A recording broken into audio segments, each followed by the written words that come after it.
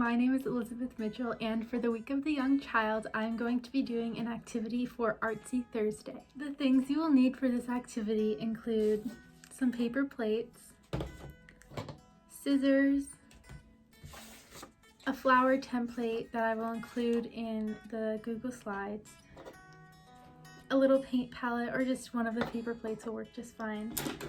some paint brushes, a pencil to trace the flower template, some tape,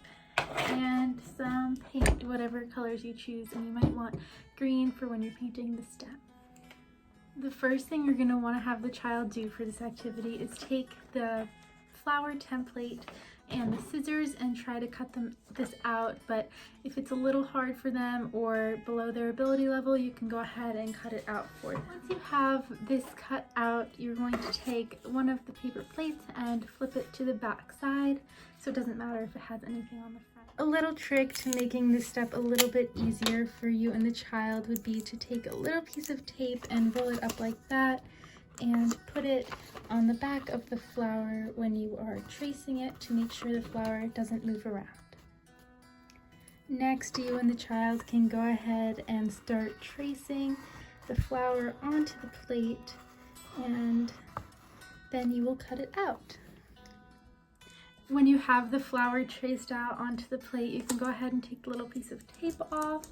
and get started cutting out the little flower that you just created. Once their flower is all cut out, they're going to start picking colors for what color they want to paint their flower, and this can be a good opportunity to start teaching the older toddlers how to identify different colors.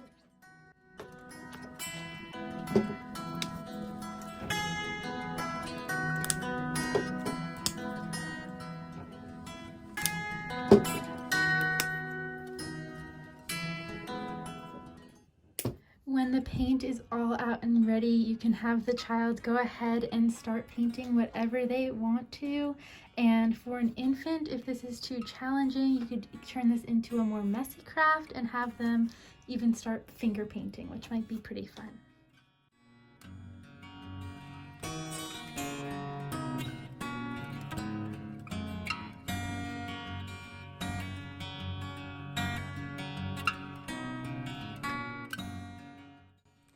I just finished up painting my flower, and I forgot to mention that you should definitely put something on the table before you start painting, because I myself made quite a bit of a mess on the table, and with infants and toddlers it's definitely going to get messy, so make sure to put something underneath the paint. While you are waiting for the flower to dry, you're going to want to get some materials together to start creating the stem. So for me, I'm just going to take another paper plate and cut out something that resembles the stem of a flower, but you can use a popsicle stick or cardboard, a straw, anything that will mimic the stem of a flower. So here I have just cut out a little piece of a paper plate, and I'm going to go ahead and paint it green. If you want to make leaves for the stem as well, you can go ahead and cut out just some like football shaped pieces of the same paper plate, and then you can paint them green as well. Once again, when painting all of these things for an infant, this can totally be modified by making it finger paint, and you can get messy because as long as you have something on the table, it's totally an activity that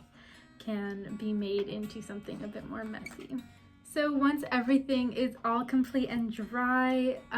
the child can either help you get the tape, or you can do this for them. You'll just take a small piece of tape and attach the green stem onto the back of the flower,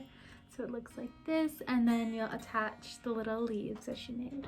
And there you go. It's a super simple craft that will help with infant and toddlers' cognitive development, motor development, and their language development. So I hope you give it a shot and enjoy this fun spring craft.